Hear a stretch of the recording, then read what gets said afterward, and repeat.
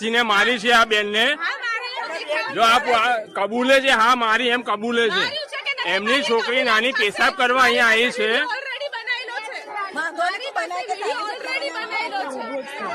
દર પેલા આમના આ જ પોઝિશનમાં હોય છે અહીંની કોઈની ગાડી ઉભી હોય તો પંચર કરીને કોઈ મહેમાન આવ્યું હોય 12મા 13મા અહીંયા મેરેજ હતું ડબગરવાસમાં અને એ લોકો મહેમાનો આવ્યા હતા એમની ગાડી બી પંચર કરી હતી દર વર્ષે આ આમના ખોટી વાત છે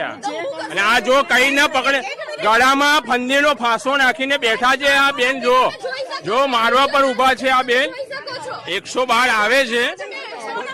હા કઈ 100 નંબર પર કઈ થતું જ નથી હવે 112 થઈ ગયું આ તો વર્ષોથી સાંભળે છે 15 વર્ષથી સાંભળે છે આપણે જેનું કોઈ નથી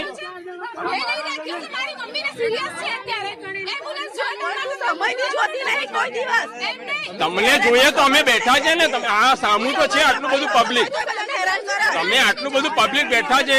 સમાજના અહીંયા બધા જ છે તમને કોઈ બી ઇમરજન્સીમાં કામ લાગે એવા બધા જ છે એમ્બ્યુલન્સ જોઈએ એટલે આવું બધું ના હોય હા તો આવા દો શું કરી લેશું તમે હા સાંભળો તમે પ્રેગ્નેન્ટ બૈરીને મારી છે એ ખોટું છે ઘસેડી છે પ્રેગ્નેન્ટ બૈરી છે આમ આવી જાઓ એને ગળામાં ફંદો જો આ જો ગળો ફાંસો આપે છે જો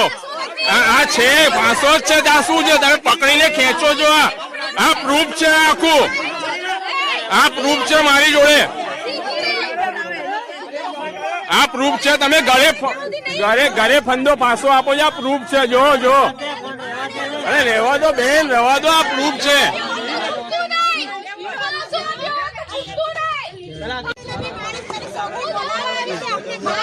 એક મહિલા તરીકે તમે મહિલા તરીકે આદિવાસી મહિલા પર હુમલો કરો તમને કરજો કાયદો હાથમાં ના લેવાય તમારાથી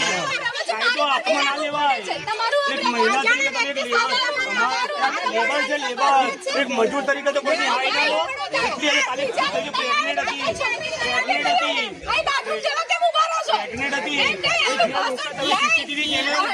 હાલ તમે એક મહિલાને મારો છે એની સામે સવાલ છે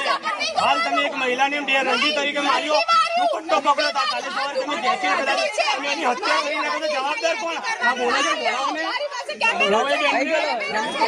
બતાવો ને